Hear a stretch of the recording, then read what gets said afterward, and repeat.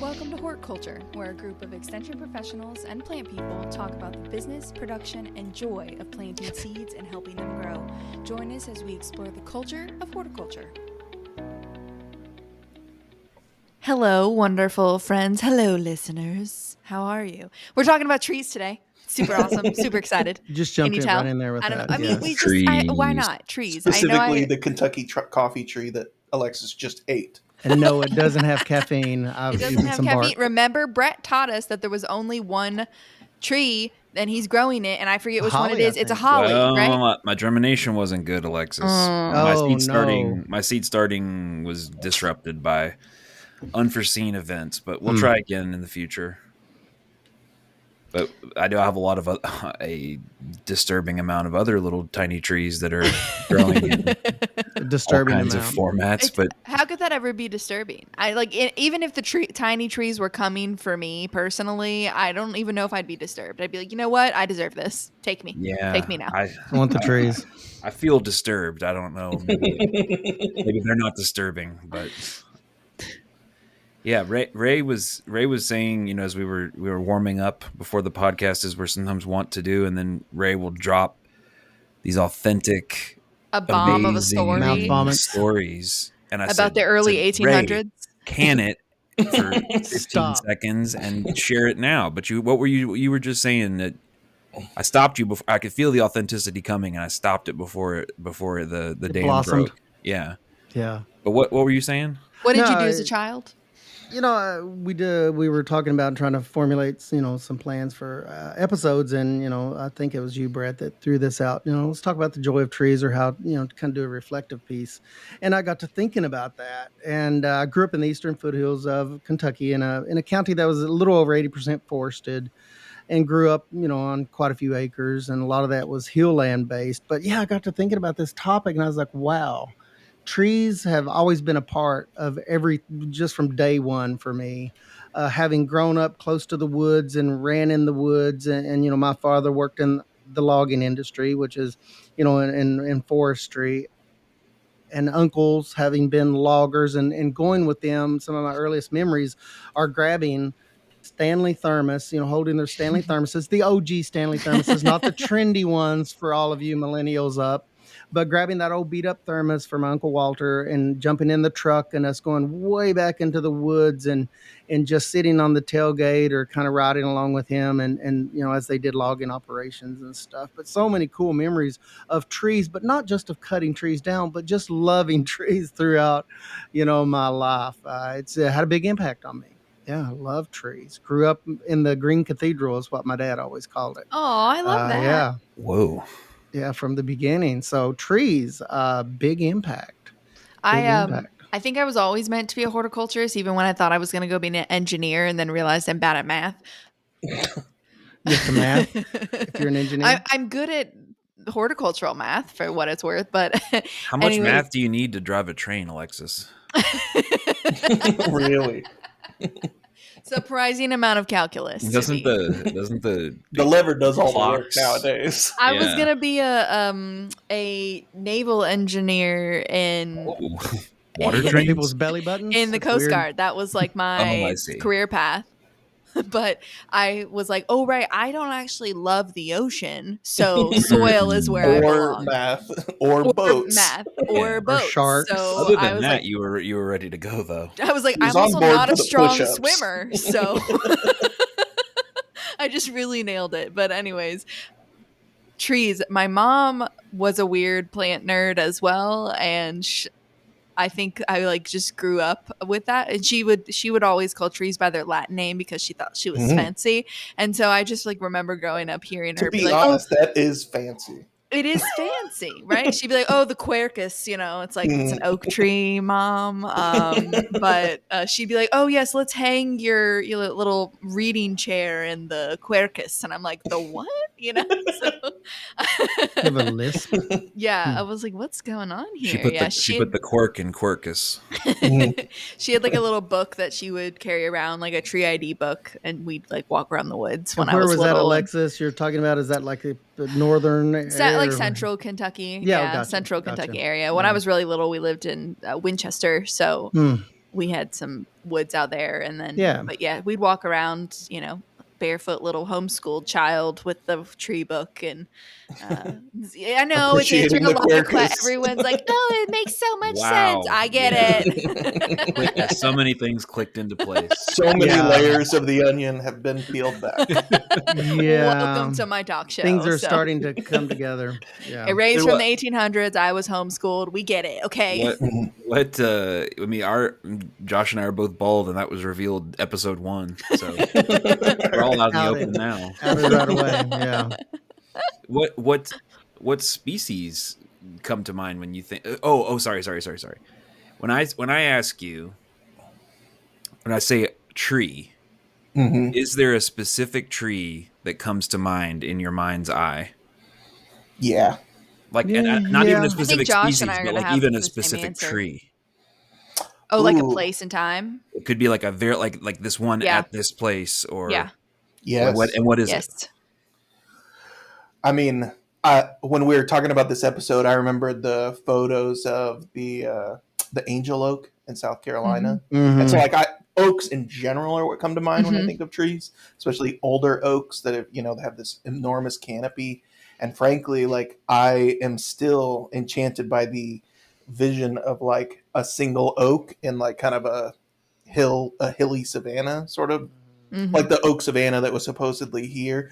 Yeah. I remember being a child not in this environment and thinking of that as like tree. But specifically, I mean, everybody was talking about their first memories of trees, and mine was also an oak, like the live oaks in Florida, the ones that have like the Spanish moss and stuff. I still picture those vividly.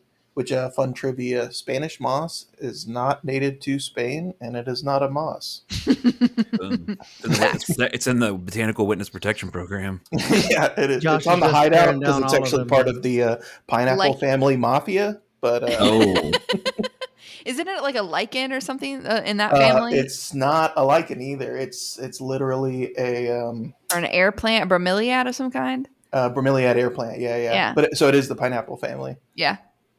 Anyway, cool stuff. But yeah, that everywhere. That's what I picture is like big, huge live oaks with that just kind of like hanging everywhere, playing with it as a kid. Very graceful. Yeah. What about you, Brett? Oh. No, I'm asking you first. Yeah. Well, for me, I think of a there was a silver maple that was in my parents' backyard that had a branch that came like straight out and then went up at about 4.5 feet off the ground. And so it was kind of you could get a little running start and hop up on it and kind of sit on it like a motorcycle or a horse or some other imaginative straddled seat type. And I fell out of it a bunch of times. And nice. 4 feet's not too bad. Yeah, that's true. I'm not a graceful faller, but it's bad enough when you were younger because the percentage of fall is greater. I don't know, man. Fell 4 feet. It's funny story. There's a tree just like that at Shaker Village, which is close to where I live, and I took my best friend there. And one time, we never been. I don't remember going. Wait a second. None of the three of us. Wait a second. Female best friend. My female best friend. What?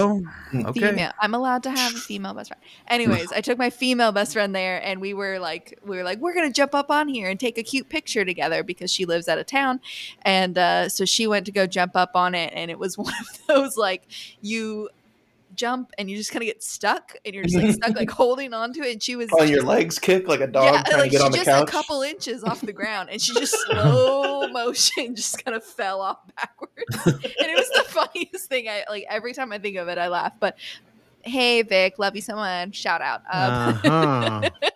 But it hurts more when you're older, so like there's less to fall, but also your body is desiccating as we speak. So and it hurts more in the retelling. Just all your bones shatter immediately. Yes. I said to my husband last night, I was like, we're basically just rotting in place, right? Yeah. And he was like, I move around. Come on.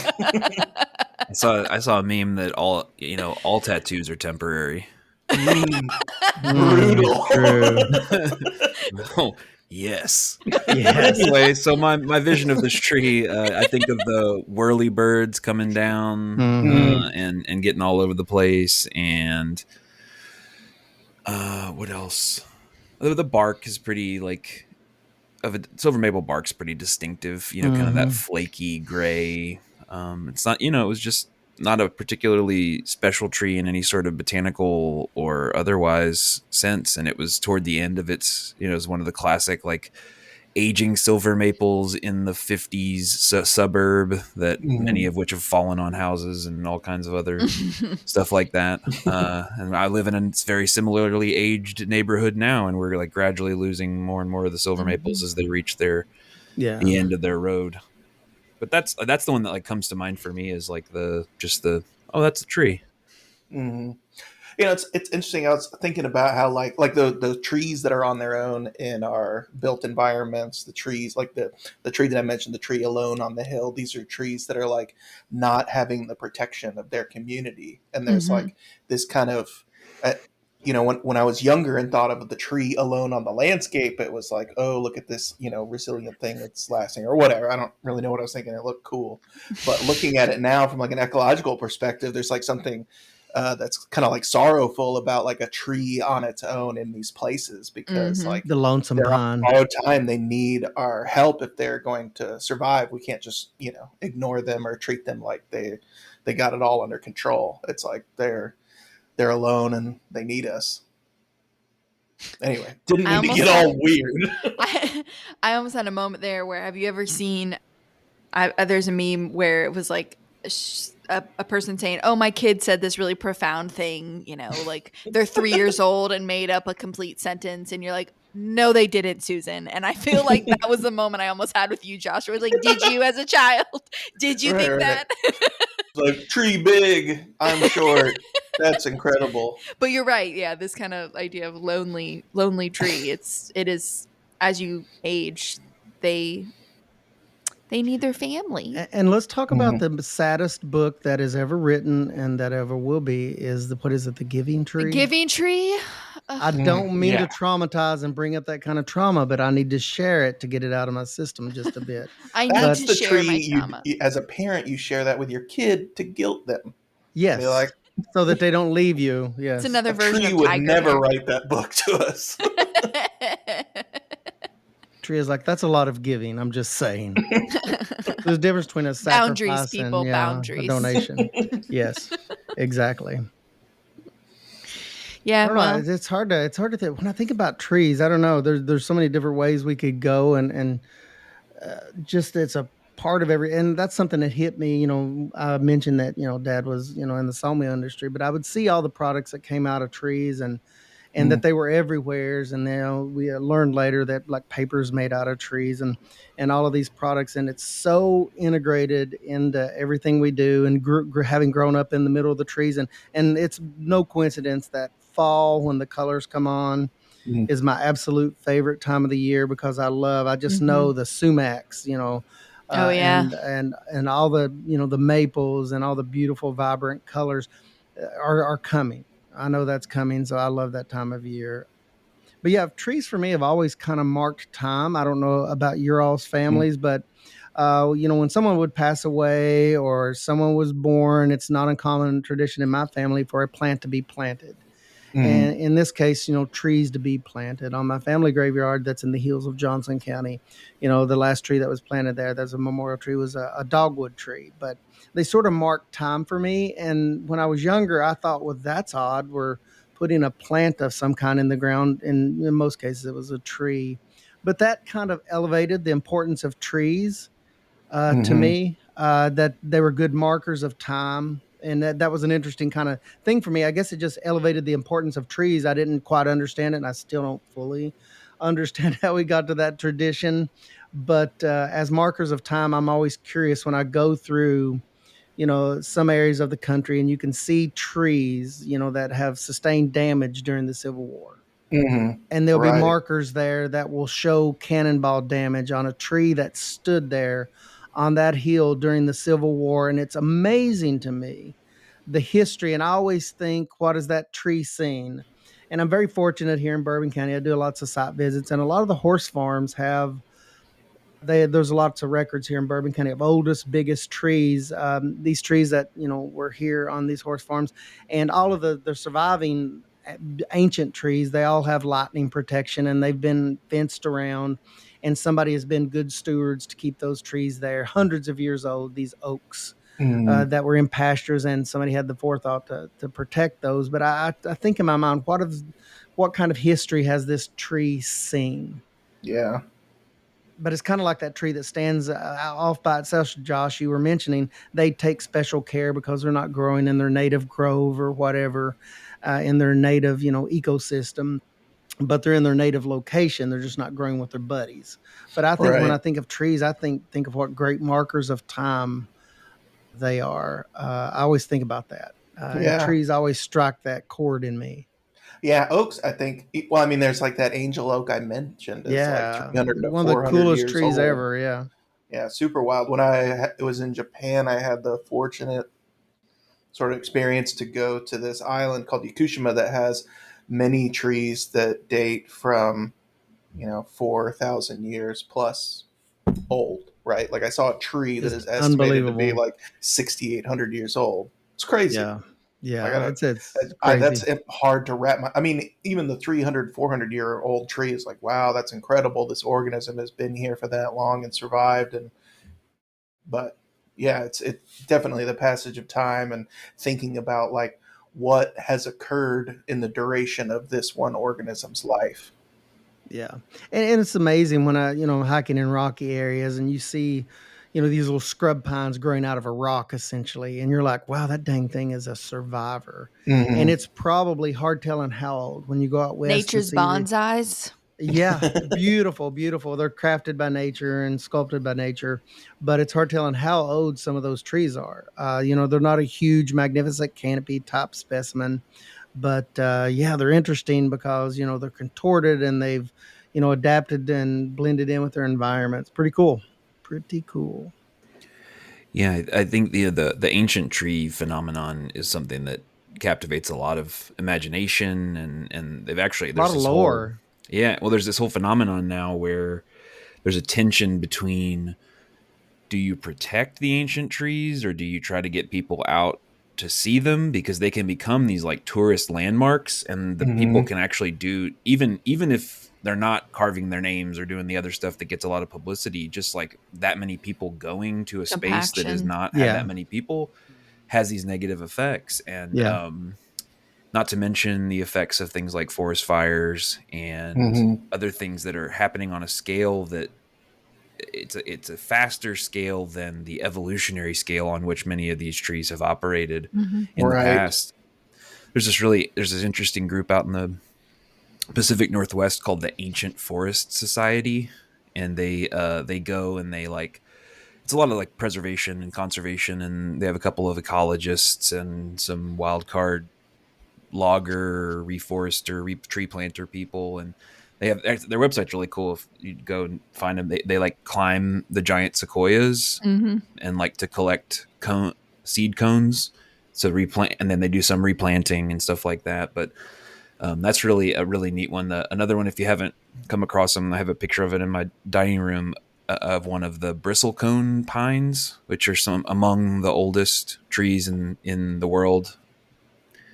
There's these very contorted, they're not as visually impressive as the sequoias or the redwoods or something like that, but they're very one of the people that I follow in the bonsai world he's kind of a lot. I think he's a genius and also intolerable sometimes, but he his name is Ryan Neal.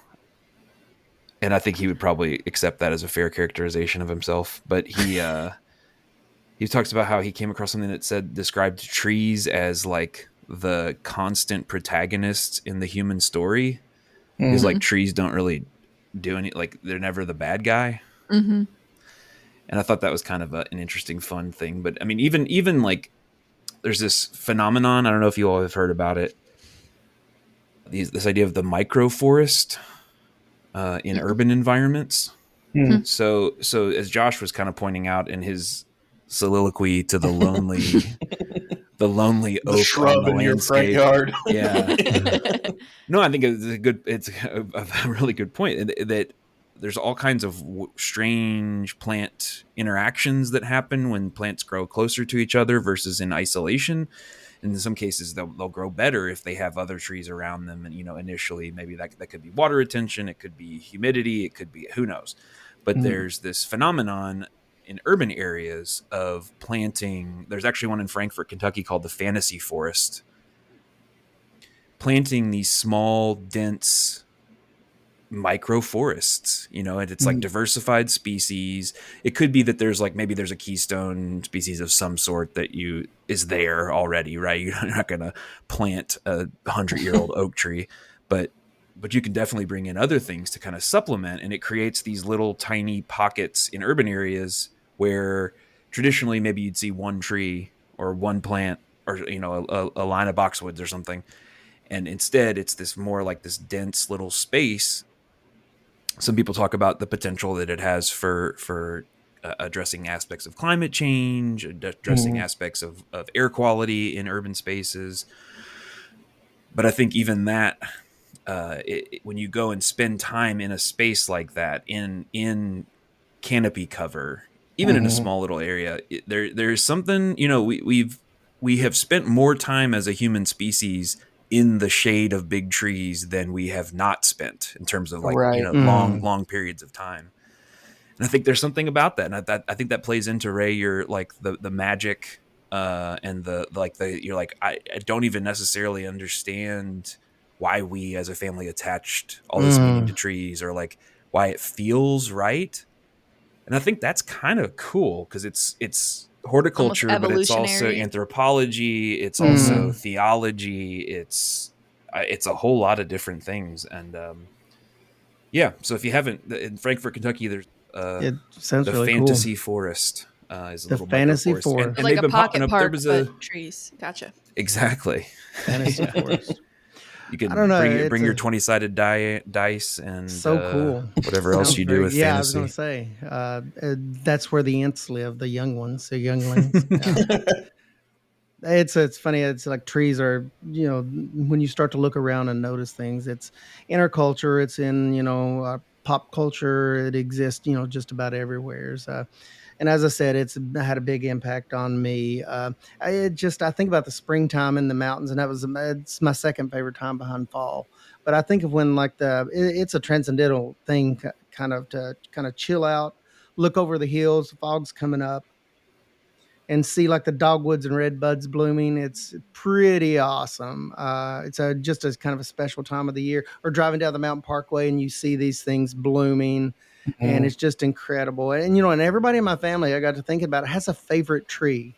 And it's mom's favorite tree is a cornus moss or dogwood, more particularly actually the pink dogwood, the native pink dogwood, which was like a tree of mythology with my family. We'd always look for the pink, naturally occurring pink dogwoods in the woods. It's when the crappie are biting. Just saying. Yes, it is. That's a good one. That's an indicator. It's kind of like when the forsythia blooms as an indicator. So yeah, Wait, that's a so great one. you said it's a tree of mythology. So you're talking of this is a dogwood, but it's a Yes, native native pink. pink. Yes, native pink dogwood. They're more smooth bark. They have a smoother bark on them, and they're not nearly as common, of course, and you didn't Mm, see them very often. And that's the first plant I ever transplanted. I knew my mother loved, mm, pink dogwoods. I traveled for miles with my elk hound, my a dog. We traveled through miles in the woods and dug up this thing and tried. I learned a lot of valuable lessons about how hard it is to dig up things. Got enough trees and got it to live, and I babied the thing. But that's the first plant I ever transplanted that I can remember was a native pink dogwood, and put it mm, right in the middle of a sunny yard. It hot death. But mom, was just so proud of that and loved that tree. And it never did do well in the lawn because it's an understory tree.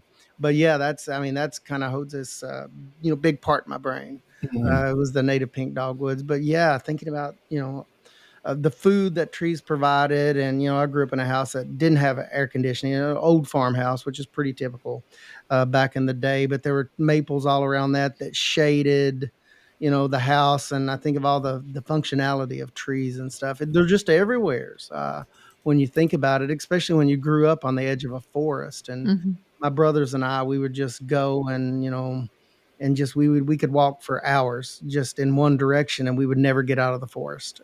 We would just be in the forest. And I always notice things from a nature standpoint, like the northern side of a hill had completely different plant life and trees versus the southern side of a hill, and you notice Mm. these things and at an early age. And it sort of shaped me. And later on, when I went to Berea and had like the toughest botanist ever, Dr. Ralph Thompson, and he just drilled us, but I loved every minute of it because, I grew up noticing these things, and it's pretty cool. Pretty cool. So.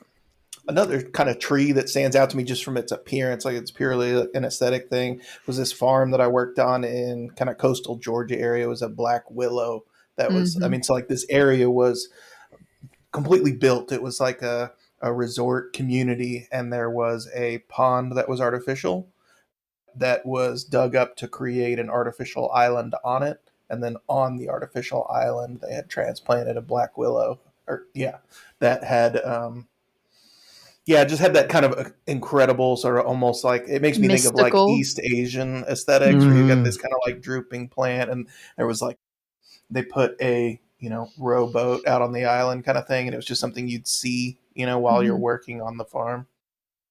But yeah, I like that sort of aesthetic in that built environment, right? It's like this lone tree also on this small island. Mm-hmm.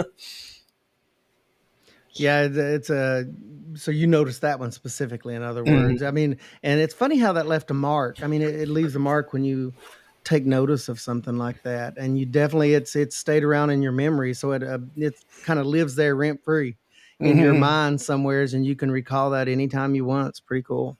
Well, yeah, Pretty I cool. think there's something to that. Like the lone tree also is like kind of an inviting place because it's providing that shade Mm-hmm. on like a Mm-hmm. really sunny day. And then, what better place to relax in the shade, but also right next to some body of water, assuming it's not insanely buggy, which Yeah, that place was. So yeah, it's more of a delight for the mind and not so much a cool place to hang out. yeah.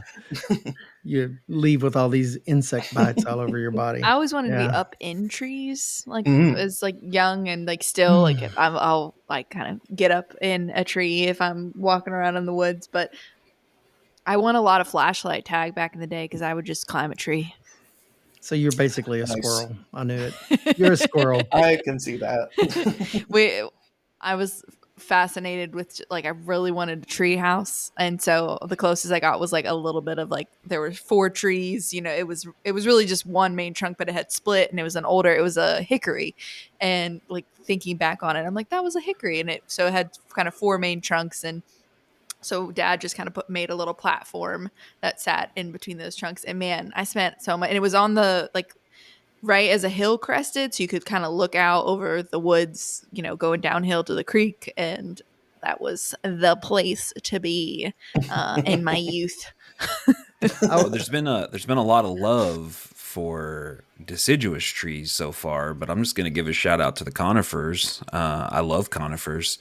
I think that speaks a little bit to our particularly Kentucky geographic location, that we have Mm-hmm. such an affiliation with the ones that lose their leaves, the deciduous angiosperms, I guess. We have a lot of water here, lower elevations, hot clay soils, all those things can kind of contribute to that being the association. But it's higher elevations in Kentucky, and then obviously other places across the United States. I think one thing about this time of year in particular in the spring that I when I was growing up, I thought of evergreens as like they're just sort of evergreen, so they just like hang out and they're just green there, right? Like, and I thought I knew that that pine tree is bigger than that pine tree, and I just because they thought they were born that way or something. But But if you look this time of year, you'll actually see the process of where the buds from that formed kind of last year and then through the early spring start to extend out. And then I don't know if it's a broader term in the plant world, but in the bonsai world, they refer to these as candles because they look like they look like the tip of the branch is holding this little tiny candle on it, like a, I don't know, candlelight vigil or something like that. And I just think and the new needles emerge from that candle, and depending on the species, some of them will hold on to their old needles for multiple different years. This is a pine tree specific phenomenon that's happening. But so if you see a white pine around, or Virginia pine, or pitch pine, or any of the other ones that can be sprinkled throughout Kentucky, or all of the different ones that exist across the United States and across the world, springtime is a really cool time. Spring into summer, June up until about June is just a really fun time to watch some of the change, and you can see them lose their winter color.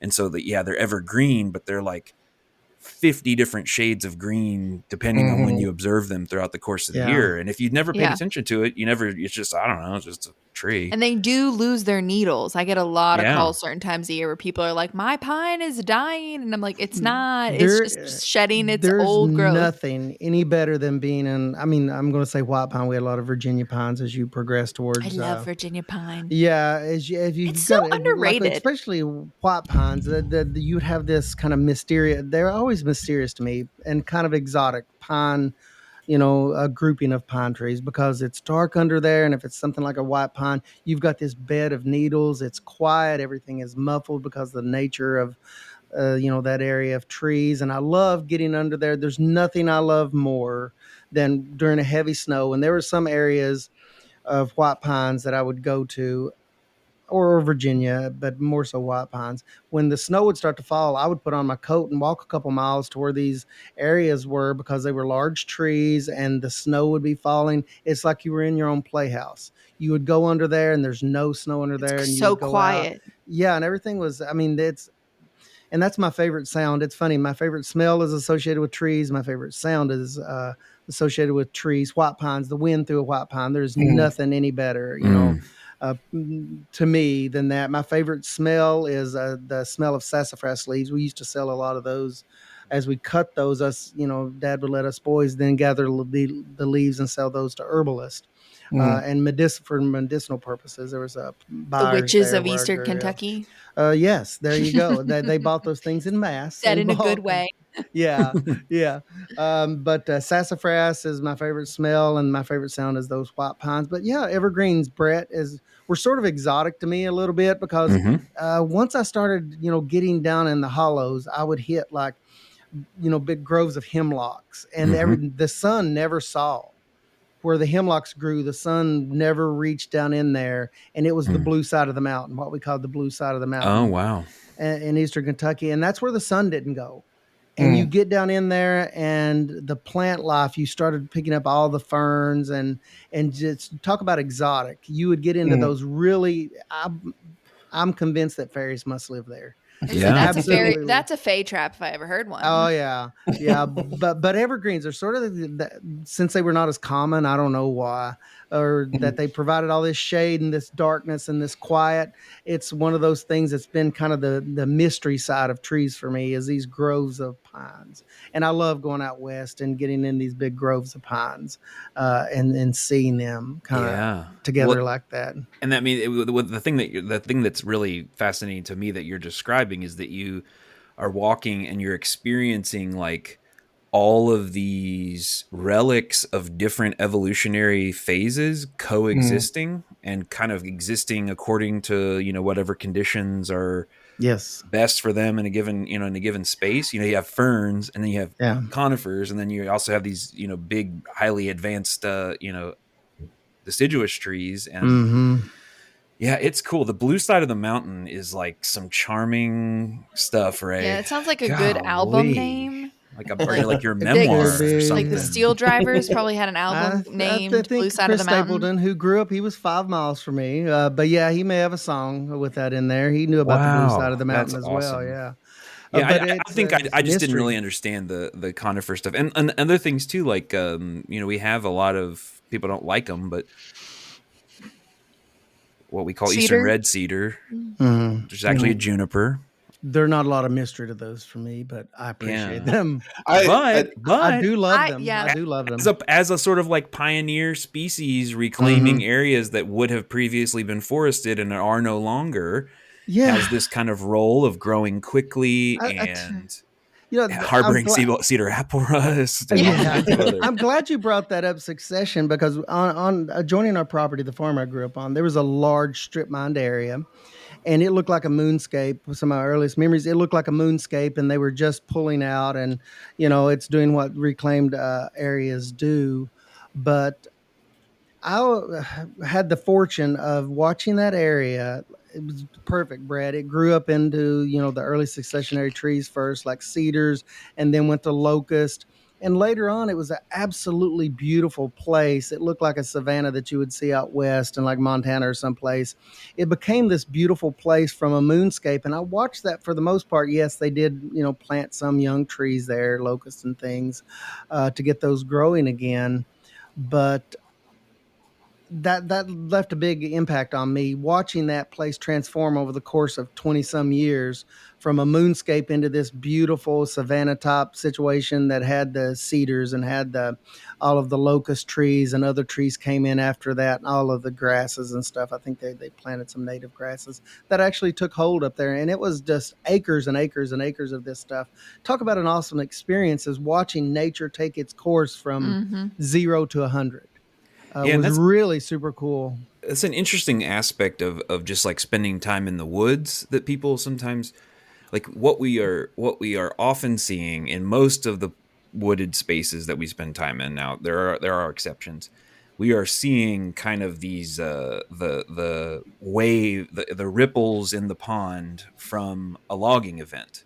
An area was logged, the trees were cut either selectively or clear cut in some cases, and then things reemerge, they regrow. And so we think of these forests as kind of these untouched spaces, but they're in many cases they are highly impacted by human intervention. And you do have these pockets where you do have old trees truly, like it exceeds, I think, almost entirely exceeds the modern imagination what true old growth virgin forest Mm-hmm. everywhere was like. Mm-hmm. It's impossible for us to imagine because it's beyond something that we can really Yeah, see, though that there was are kind of pockets. Like yeah. the Lily Cornet Woods down in Letcher County has some really old trees, and like there's some of the national parks have some areas that were protected, and the further west you go, the better chance they had to, just timeline wise, they had to protect certain Mm-hmm. patches and things. But yeah, if you go and look at like old growth sawmill old pictures, and you see this dude standing next to the cross section of a tree that's Yeah. like 3 times his height, Yeah. it's like, Right. whoa. I can't even Yeah. fathom. What Yeah. were you going to say, Josh? Oh, just that was an eye-opening thing in my like kind of forest ecology classes, was understanding that a lot of the national forest system, when it was, quote unquote gifted or assumed responsible by government, it's like it had been almost completely denuded. And pictures of like, you know, Cibola National Forest or wherever, when it was deeded to the government, it was like there was nothing there. Wasteland. Yeah.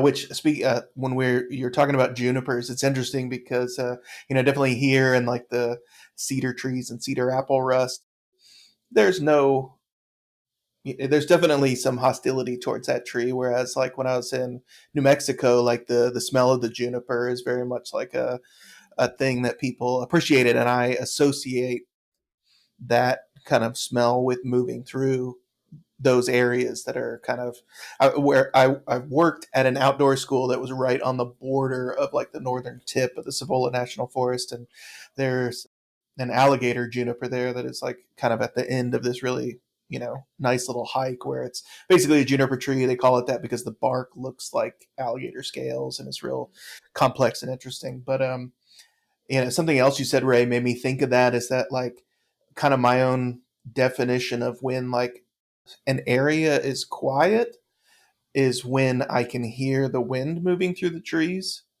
and that like when I'm in one of those places, and like the further away you can hear that happening, like the quieter it is. And that school had like, I mean, it's very much out, very distant from a lot of human activity. And yeah, that's one of my favorite sounds, is to like hear that at a distance. It's a different kind of thing when if you're lucky enough to describe what you're describing, and then you just sit there and listen. You start to hear all these birds, you start to hear squirrels in the tree, and you hear the wind, and it's a really cool thing. I mean, I tell you, yeah, I just don't get that kind of quiet as much anymore. I don't seek it out as much as maybe I once had in the past. But when I get to a place like that, it's still awesome.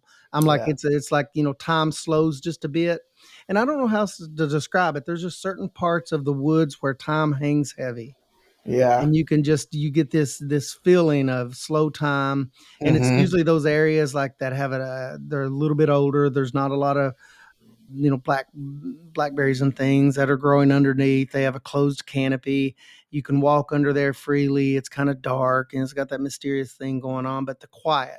Yeah. It always reminds me of these heavy places. That's all good until it gets dark. I knew better than to be in the woods after dark. The same sound when it's light outside is very, in my opinion, received very differently when the sun has set. A different meaning when it gets dark. Yeah, I have bow hunted in the past, and so midnight with no moon. you're out in the woods and you have to stay, like you're saying, past dark, right? Because usually dusk is kind of when you see some deer move through, and so you're walking out in the dark, or in the morning you're walking in the dark. And so the woods are a very beautiful, relaxing place for me at least, until the sun goes down and I'm in the dark. As long as I was on my own farm, I knew those trails really well. I was fine with it. Yeah. But even then, there's just a little bit, and maybe it's because I'm a woman. I don't know. But like, there's that eerie feeling that in the daytime is so magical. That eerie feeling to me becomes very like, oh, like there's danger here, which is, part of what makes like nature beautiful, right? But like there is that little part where your hairs on your neck stand up and have for thousands of years kind of thing that pops up, and you're like, okay, I'm gonna walk faster. We'll have to get Annie on the pod to talk about. She and I have talked about before, like the gradual or just cycles of change of what like the woods and wildness and darkness and like the edge between woods and has meant culturally across time, boundaries. And how, for some people the woods are a terrifying place, and then for others it was there was like an inversion of that, where coming out of the woods was the thing that was more terrifying. Right. Oh, your description of like the woods after dark. There was when I used to work up in like the northern part of Harlan County at Pine Mountain Settlement School. It's a really cool area. There was kind of like a little hike that I had to take every day going to and from work, and like, when the sun starts setting sooner, obviously it gets dark quicker. I'm on like the northern slope, so the sun is setting at 3 p.m. or whatever. The green, is that the green side of the mountain or the blue? Which color coded side of the mountain was that?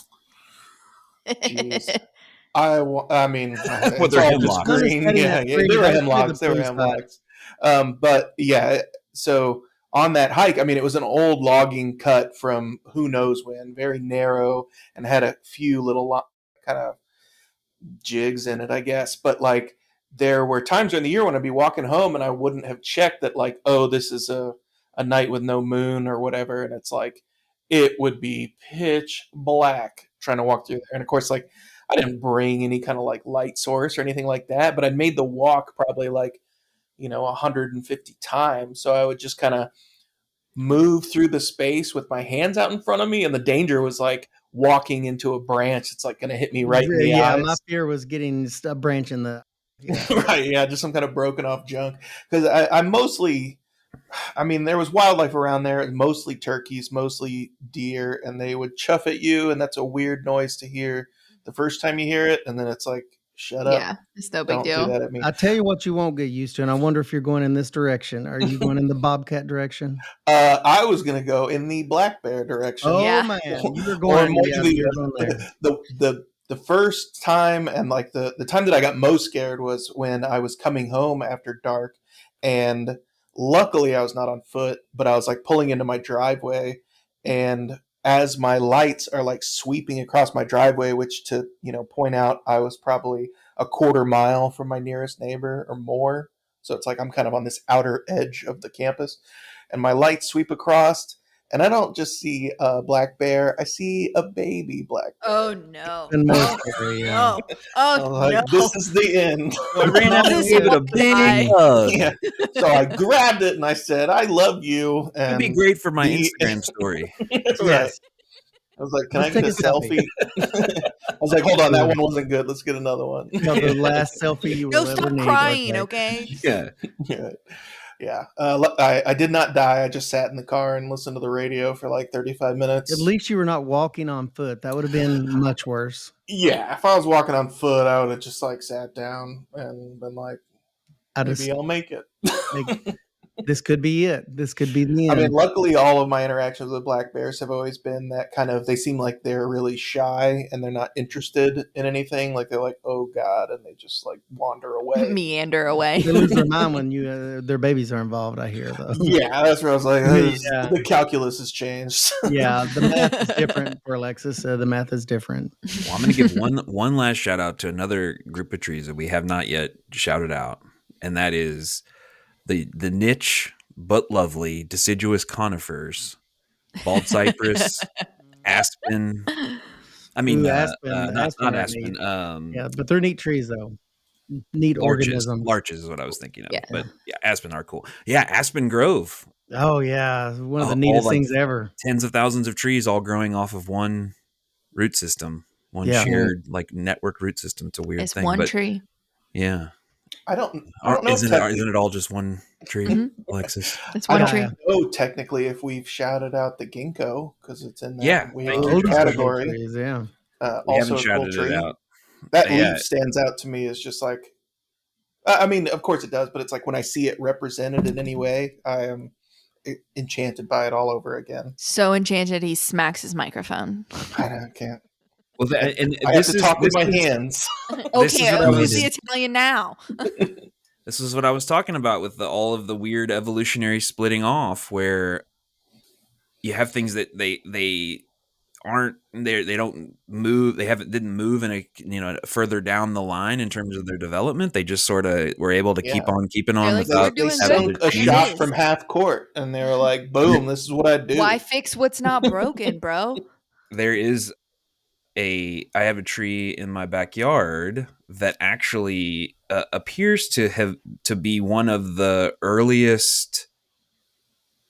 That like it's a dinosaur in essence, where it other things split off, and it appears to be one of the earliest trees that was sort of left behind in the evolutionary split. That it doesn't have any. It's a Japanese umbrella pine, which is known as Cyadopidus. I can't remember the species name, but it's the only thing in that genus, I believe. And it is weird, and it's not super happy in the spot that it's in. It's Cyadopidus verticillata. It's kind of a weird little fun thing. But to your point about the ginkgo and these other things that have adapted, but I think I'm like I have a newfound appreciation for bald cypress in particular as a tree. I think that they're so cool. They got really cool fall color. They're soft. And they're bald. Soft, right? yeah. That's bald. The bald boy loves the bald cypress. On brand. There's a cool one that's right by where I walk into work every day. That probably will be yeeted by future construction. Yeah. Oh no! But yeah. So just wanted to shout out. I think for me, I think spring is one of those obvious times. When I was younger, I didn't appreciate trees at all. I didn't really care. I just whatever. But as I've gotten older, and it's like bird watching. It creeps up on you. Yeah, I think the passing of seasons, like trees are one of these harbingers of the seasons that.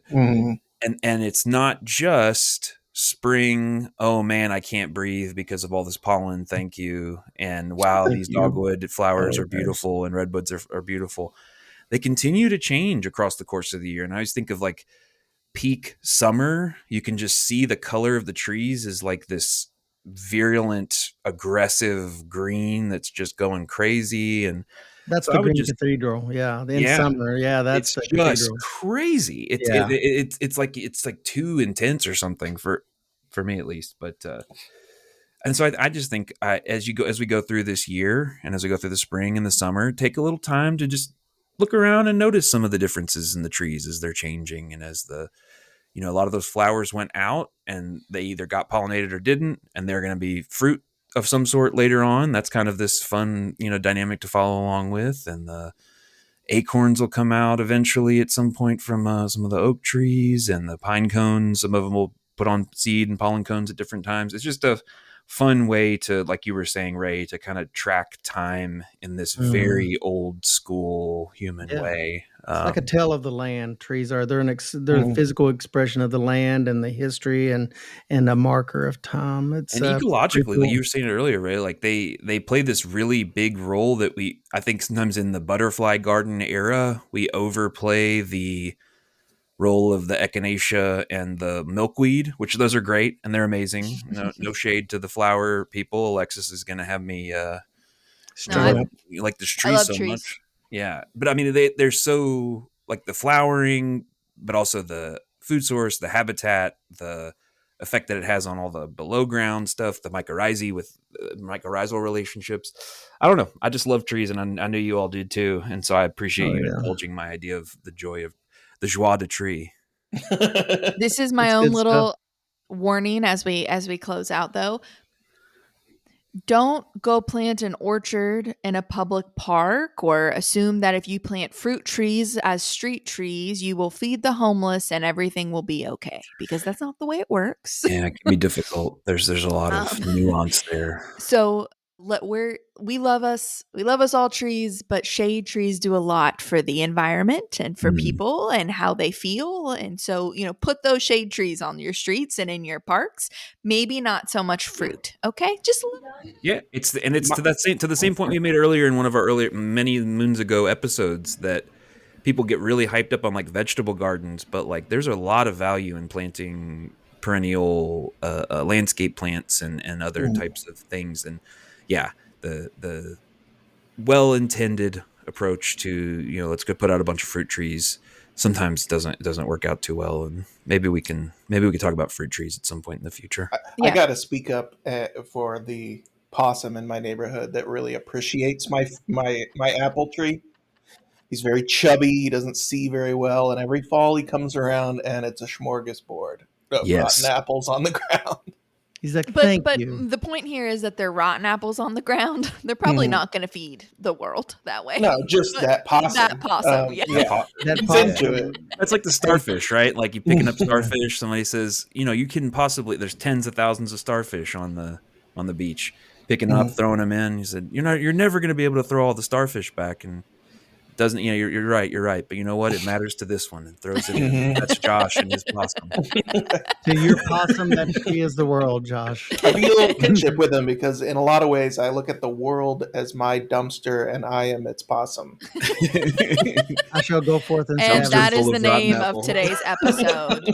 The world is Josh's dumpster, and he is its possum. I think we have found the title of today's episode. It definitely will have the word possum in it. I guarantee you.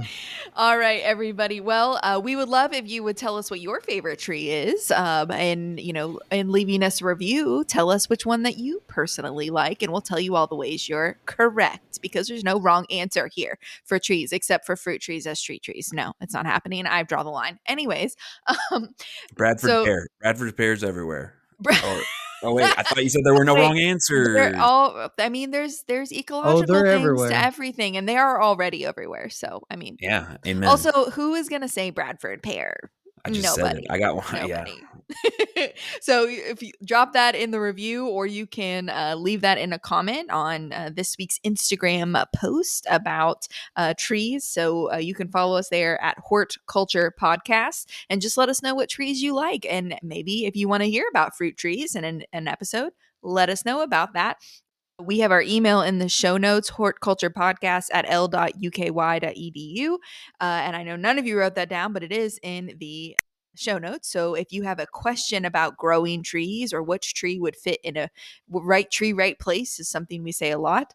Feel free to reach out and ask those questions. We are here to help. We don't just podcast, we answer questions for a living. So you can reach out to any of us on there. But that is this week. And we hope that as we grow this podcast, you will grow with us and that you will join us again. Thanks for being here.